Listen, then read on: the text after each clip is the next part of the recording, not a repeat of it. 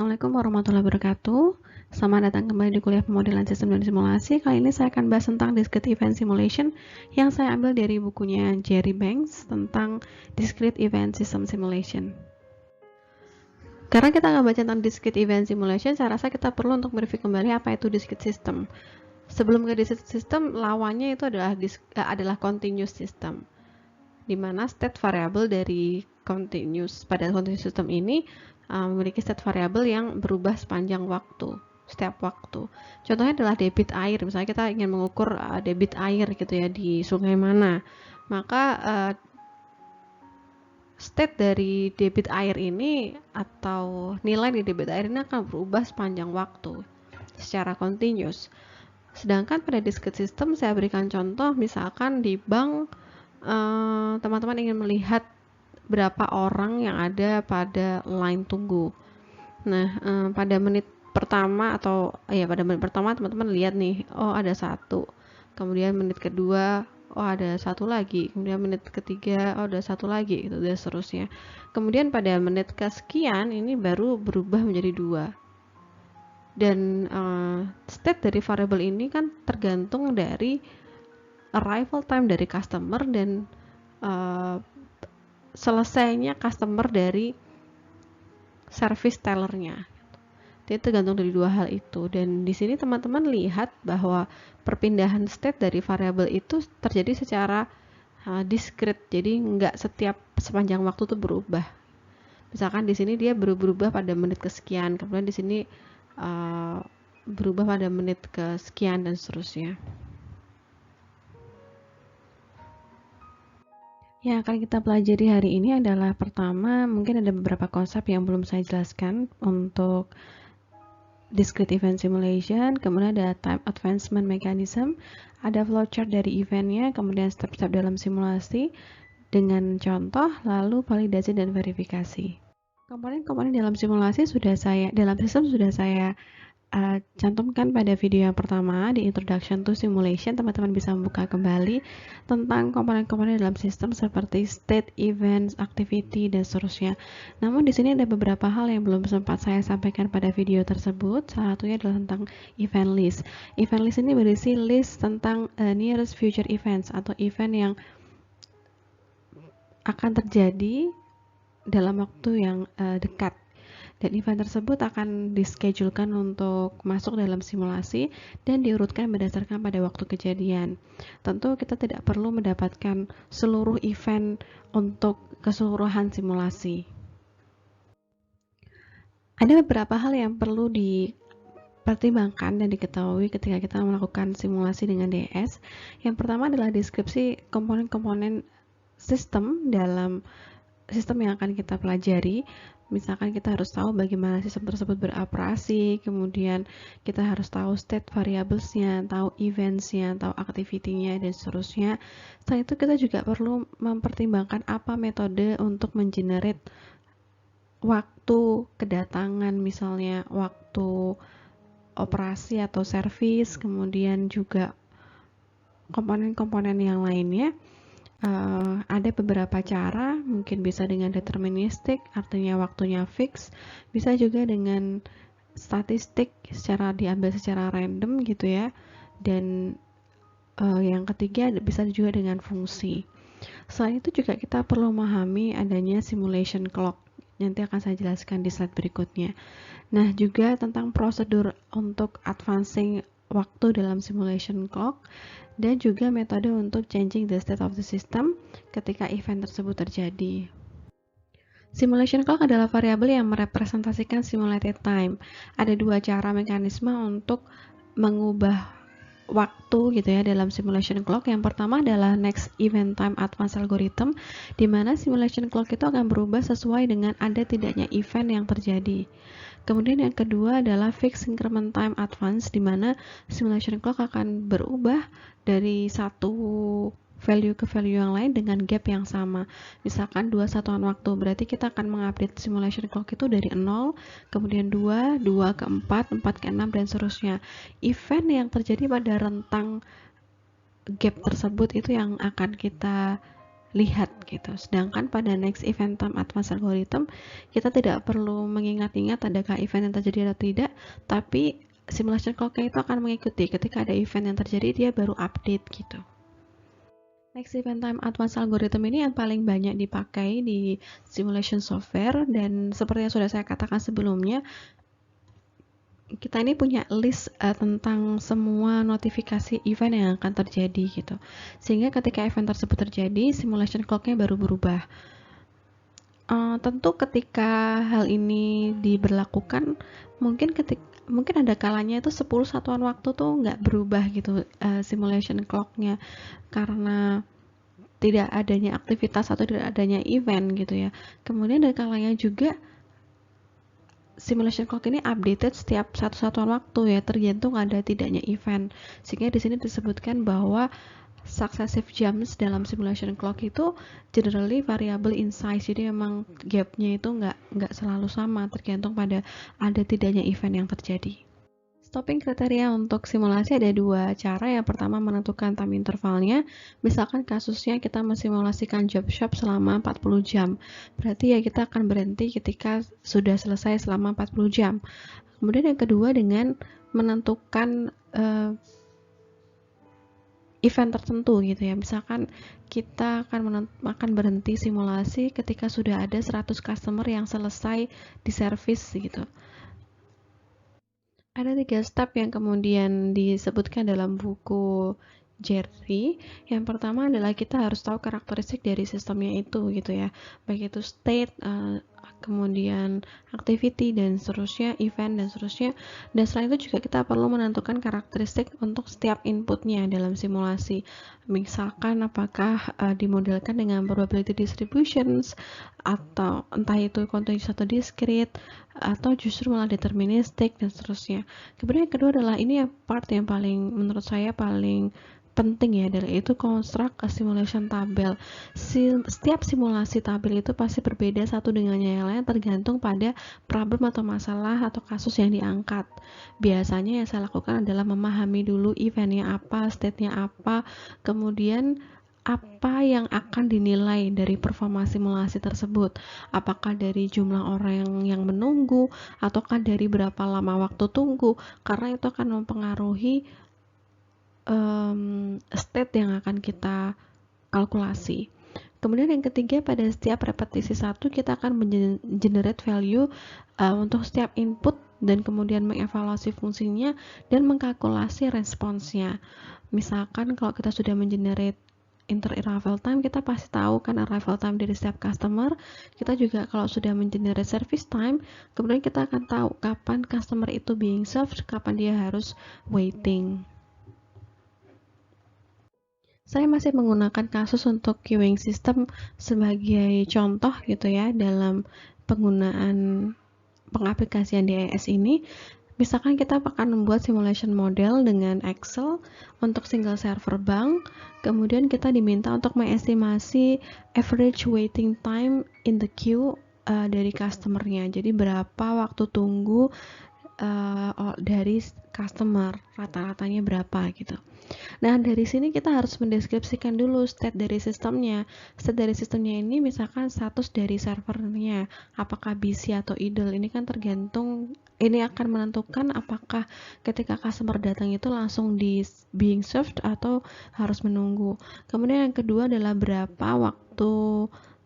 berapa customer yang menunggu dalam line antrian untuk di service gitu ya. Kemudian eventnya adalah arrival event dan juga departure event. Di sini ada dua flowchart yang dibuat berdasarkan pada event yang berbeda. Yang pertama adalah ketika arrival event terjadi. Ketika ada customer yang datang, maka kita akan melihat apakah servernya sibuk atau tidak. Kalau sibuk, kita akan menambah satu waiting customer. Kalau tidak, customer tersebut langsung di service. Ketika departure event terjadi, artinya ada satu customer yang sudah selesai di service dan dia keluar dari sistem, lalu server akan melihat adakah waiting list atau tidak.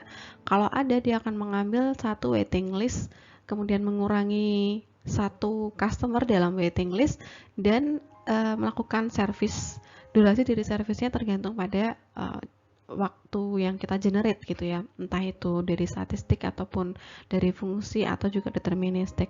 Nah, selanjutnya adalah ketika tidak ada customer yang waiting, maka status dari servernya akan berubah menjadi idle. Figure 2.4 ini sebenarnya adalah yang sudah saya sampaikan pada flowchart 2.3. Ketika server statusnya itu sibuk dan queue statusnya itu tidak kosong, artinya ada yang menunggu, berarti customer akan langsung menunggu pada ruang tunggu. Sedangkan ketika server statusnya itu sibuk dan queue statusnya itu kosong, artinya berarti tidak ada yang nunggu ya, tinggal yang di service itu aja, maka customer akan menunggu. Ketika statusnya idle dan tidak dan ada customer yang menunggu, nah ini impossible gitu ya, karena kan tadi pada flowchart yang 2.2 kan sudah dijelaskan bahwa ketika customer pergi, dia langsung melihat adakah waiting customer atau tidak.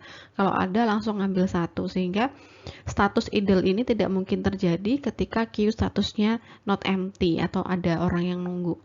Kemudian ketika queue statusnya empty dan server statusnya idle, artinya tidak ada yang menunggu dan status servernya idle, customer tersebut yang datang langsung di service.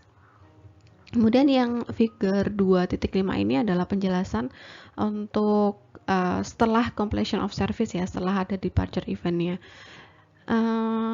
Ketika queue statusnya itu tidak kosong, artinya ada yang nunggu, maka servernya akan tetap sibuk. Dan ketika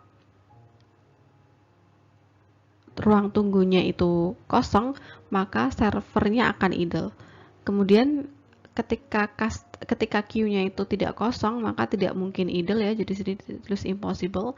Kemudian ketika kosong tapi servernya sibuk, nah itu juga nggak mungkin terjadi. Sebagai contoh, untuk queuing system dengan 6 customer yang inter-arrival time-nya sudah di-generate dari angka 1 sampai 6, service time-nya juga di-generate dari 1 sampai 6. Kita diminta untuk tadi mengevaluasi average waiting time dari customer. Nah, teman-teman, kita akan menggunakan Excel untuk mensimulasikan dari kasus yang sudah saya cantumkan di slide. Di sini ada 6 customer dan ada juga ada inter-arrival time dan ada service time. Sehingga kalau kita tahu inter-arrival time, kita pasti bisa menghitung arrival time. Arrival time customer pertama adalah 0, kemudian akan diikuti 2 satuan waktu setelahnya gitu ya, datang customer yang kedua. Kemudian customer yang ketiga datang 4 satuan waktu setelah customer yang kedua. Begitu seterusnya, kemudian kita akan mendapatkan arrival time untuk ke-6-nya. Nah, di sini sudah saya buat yang namanya simulation tabel, dan simulation tabel ini tergantung dari objektif dan juga problem yang kita angkat. Kalau di sini saya menggunakan data untuk queuing system dan ditanyakan berapa waiting time per customer, waiting time average-nya untuk customer, sehingga kita akan buat tabel ini. Yang pertama saya buat nomor eventnya, kemudian yang kedua adalah tipe eventnya. Karena kita sudah tahu ada ada event, yaitu event departure dan arrival, sehingga nanti tipenya juga antara dua itu. Kemudian di sini adalah clock time-nya, menunjukkan waktu simulasinya, atau sekarang ini sudah waktu keberapa sih gitu. Dan simulation clock kan tadi sudah akan dimulai pada waktu ke 0 ya. Kemudian nomor orang yang sudah ada pada sistem. Kemudian berapa orang yang ada pada line queue. Nomor orang dalam sistem ini adalah orang yang termasuk orang yang sudah being served dan sudah keluar ya dari antrian, dari sistem. Jadi ini berapa orang yang sudah terlayani gitu. Sudah di dalam sistem dan yang sudah terlayani.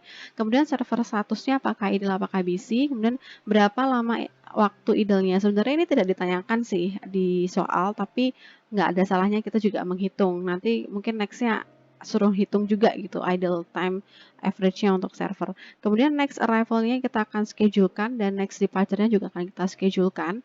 Setelah itu ada average number, mungkin ini bukan average ya, current number of customer in system. Jadi ada berapa orang customer yang sedang dilayani dan sedang menunggu. Kemudian waiting time per customer-nya. Event pertama itu adalah arrival dari customer pertama, yaitu pada jam ke-0. Number orang dalam sistemnya adalah 1, yaitu customer itu sendiri. Kemudian tidak ada orang yang menunggu, server statusnya pasti busy. Karena kan tadi customer 1 langsung dilayani ya. Kemudian idle time-nya 0. Next arrival-nya adalah kapan sih customer kedua datang, yaitu 2. Nah, kemudian next departure kita akan hitung berdasarkan pada waktu saat ini. Saat ini kan 0 ya. Kemudian service time-nya dari customer itu berapa? Yaitu 1 di sini untuk customer 1. Sehingga customer 1 datang pada jam ke-0, service time-nya 1 dan langsung dilayani, maka departure time-nya adalah 1. Kemudian current number dalam sistemnya saat ini adalah 1. Waiting time customer-nya tidak ada ya, karena dia tidak menunggu, langsung dilayani. Nah, di sini ini yang dinamakan dengan yang tadi saya katakan dengan event list. Itu adalah berisi next event-nya itu akan terjadi schedule-nya pada waktu keberapa. Di sini dischedule-kan next arrival-nya adalah waktu kedua, maksudnya jam, anggap aja jam gitu ya, jam 2, dan next departure-nya adalah jam 1. Jam ke-1. Sebenarnya adalah satuan waktu sih, nggak harus jam juga. Katakanlah apa ya, mungkin enaknya menit gitu ya, atau apa ya, atau satuan waktu juga nggak masalah. Jadi next arrival-nya 2, next departure-nya adalah 1. Mana yang lebih dulu terjadi, arrival atau departure? Di sini arrival datang menit kedua dan departure datang menit ke-1. Anggap aja menit ya satuannya. Nah, kalau ini berarti kita bandingkan yang lebih dulu pasti yang departure dulu gitu kan. Lebih dulu terjadi gitu. Clock-nya adalah 1. Number clock-nya 1 ini karena ini ya. Kejadiannya pada menit ke-1. Number dalam sistemnya saat ini 1 yang sudah terlayani, dan number in queue-nya tidak ada, statusnya idle. Kapan dia lamanya akan idle? Tergantung pada next arrival-nya. Next arrival-nya itu 2. Waktu kedua, berarti 2 dikurangi 1. Dia akan menunggu selama 1 satuan waktu. Next arrival-nya 2, karena customer kedua belum juga datang. Next departure-nya belum tahu. Jadi kita tulis aja angka bebas gitu ya. Yang besar, sehingga ibaratnya kayak kita nggak tahu nih kapan akan terjadi, masih belum dischedulekan. Kemudian karena number dalam sistemnya 0 dan waiting customer-nya 0. Nah, selanjutnya kita akan bandingkan nih, next arrival-nya tuh 2, next departure-nya masih nggak tahu, 999 nggak ngerti kapan gitu. Nah, berarti yang paling dekat adalah arrival customer selanjutnya. Tulis customer kapan datangnya, yaitu ini waktu kedua. Number dalam sistemnya sekarang ada 2, yaitu 1 yang customer 1 yang sudah terlayani dan 1 yang baru datang. Kemudian number in queue-nya tidak ada karena tadinya servernya idle sehingga dia langsung bisa dilayani. Di sini berarti busy dan idle time-nya adalah 0. Next arrival-nya berarti customer selanjutnya 6. Lalu departure-nya kapan nih? Customer kedua datang dan langsung dilayani. Datang pada waktu kedua dan service time-nya adalah 1.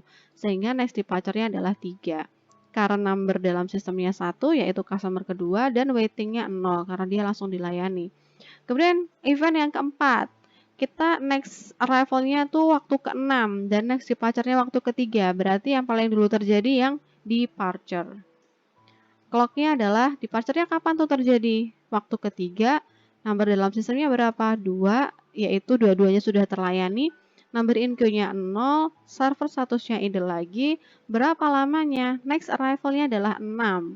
Dan sekarang jam 3, maksudnya waktu ketiga, sehingga dia akan menunggu selama 3 satuan waktu. Kemudian next arrival-nya kapan? 6 belum terjadi ya, maksudnya yang customer ketiga belum datang. Next departure-nya adalah tidak tahu. Kemudian number dalam sistem sekarang 0 dan waiting customer-nya juga 0. Selanjutnya, event kelima, mana yang lebih dulu terjadi? Arrival 6 atau next departure yang belum diketahui? Berarti arrival ya yang lebih dulu terjadi. Tulis arrival. Kemudian clock-nya kapan sih ini terjadi? Terjadi pada waktu ke-6. Number dalam sistemnya berarti 3 ya, karena 2 sudah terlayani dan 1 yang baru datang. Number in queue-nya 0, karena servernya idle, kemudian dia datang dan tidak ada customer yang menunggu sehingga dia langsung dilayani. Di sini BC, kemudian 0, arrival time-nya, next arrival-nya 7. Nah, next departure-nya kapan? Ini customer yang ketiga datang pada waktu ke-6, kemudian service time-nya langsung dilayani dan service time-nya adalah 3. Sehingga dia akan pergi pada waktu ke-9. Number customer dalam sistem sekarang adalah 1, waiting time-nya masih 0. Nah, sekarang event yang ke-6. Next arrival-nya dischedule-kan pada waktu ke-7, next departure-nya pada waktu ke-9. Sehingga mana yang lebih dulu terjadi? Yaitu yang arrival. Arrival customer ke-4. Yaitu 7.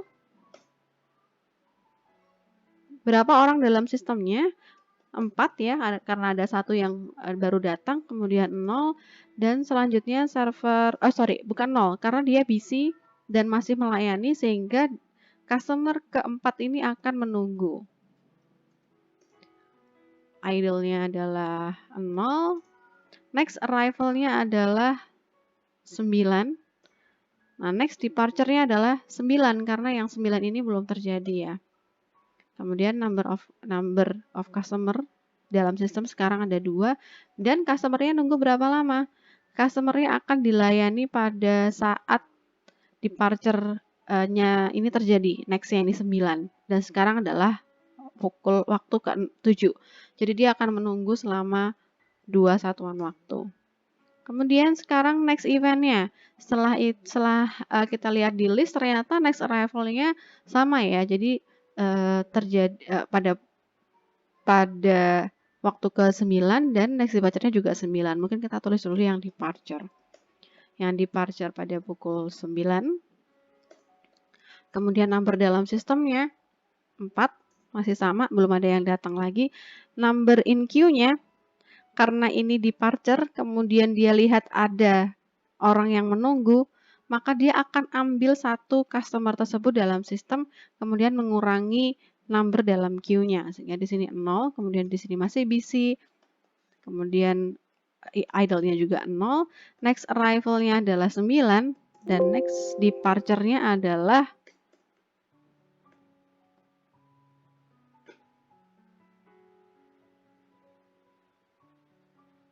9 ditambah dengan si orang tadi, ini orang ke 1, 2, 3, 4. 4 ya, berarti service time-nya 2. Berarti pukul 11 ada next departure untuk customer ke-4. Nah, di sini number of customer in system sekarang 1, waiting-nya 0. Nah, selanjutnya di event list ada next arrival pukul 9 dan next departure 11. Berarti yang paling dulu terjadi yang arrival ya, yaitu customer ke-5. Customer ke-5 datang pada pukul 9 dan dia lihat bahwa ada yang servernya sedang busy. Lalu berarti dia menunggu gitu ya. Di sini in queue busy 0. Next arrival-nya adalah 15. Next departure-nya adalah 11. Dan number in current system sekarang 2. Waktu tunggunya kapan? Dia datang 9, next departure-nya 11. Berarti dia akan menunggu sampai 2 ini. Kemudian di sini setelah itu kita lihat di event list-nya 15 dan 11 mana yang lebih dulu terjadi, yaitu yang departure yang 11. Kita tulis departure 11, number in queue-nya, number dalam sistemnya 5, number in queue-nya 0 ya, karena ada idle 1, ada in queue 1 langsung ditarik masuk ke service. Jadi customer yang sebelumnya di service dulu, next arrival-nya itu nggak tahu, dan next departure-nya adalah dia dilayani pada pukul 11.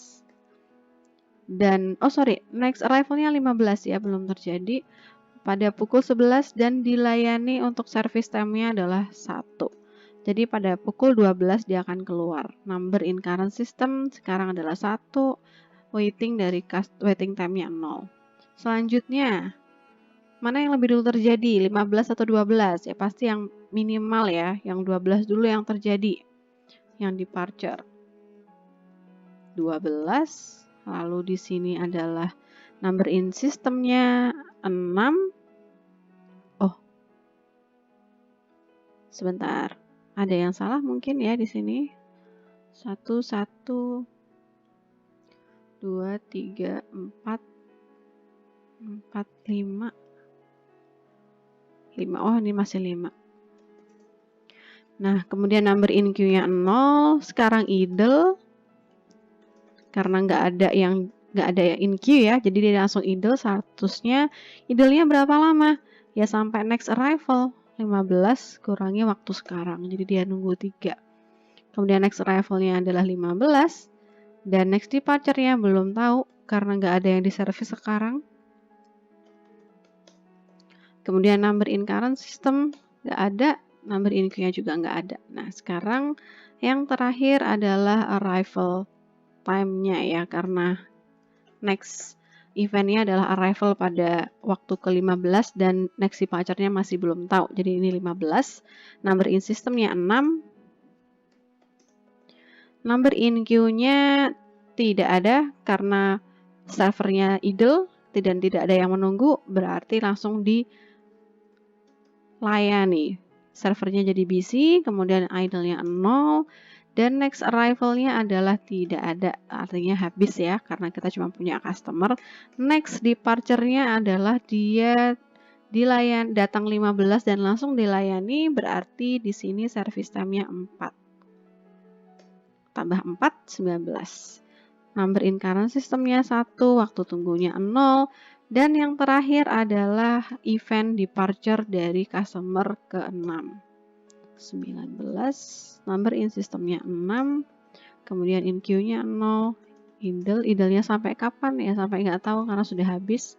Kemudian next arrival-nya mungkin kita bisa 0 aja ya, next arrival-nya nggak tahu, sudah habis. Number in current system 0, 0. Nah, ini sudah selesai sampai customer ke-6 meninggalkan simulasi. Kalau kita lihat di sini number in systemnya berarti sama jumlahnya seperti jumlah customer yang sudah diservis ya. Kemudian kalau tadi objektifnya adalah menghitung average waiting time dari customer, di sini kita lihat customer itu menunggu berapa lama totalnya. Ternyata customer menunggu selama 4 satuan waktu. Nah, padahal ada 6 customer, berarti 4/6. Berarti customer menunggu secara rata-rata selama 0,67 satuan waktu. Nah, teman-teman bayangkan ya, ini kita membuatnya secara manual. Padahal sebenarnya tadi ada logika-logika ya. Kapan kita masukkan di sini clock time-nya, kemudian tipe apa, tergantung pada apa tadi? Tergantung pada event list ya. Di event list ini mana yang lebih cepat terjadi. Kemudian sehingga kita bisa tulis nih formula-formula pada setiap kolom ini. Karena kan ada logika-logikanya tadi yang bisa kita terjemahkan dalam bentuk formula di Excel. Bayangkan kalau kita harus mengiterasi ini selama 100 atau 500 atau bahkan lebih. Nah, kalau dilakukan secara manual berarti sangat membutuhkan waktu, belum juga ketelitian. Sehingga saya minta teman-teman coba untuk buat dengan formula sehingga ketika nanti diiterasi untuk sampai 100 pun teman-teman tidak perlu secara manual. Mungkin dimulai dulu dengan 6 customer ini, buat 2 formula untuk 2 di atas, lalu kita akan bisa copy ke bawah apakah hasilnya sama dengan hasil pada yang saya buat ini. Jika sama berarti sudah benar. Kita akan diskusikan hal ini pada online meeting. Terima kasih. Assalamualaikum warahmatullahi wabarakatuh.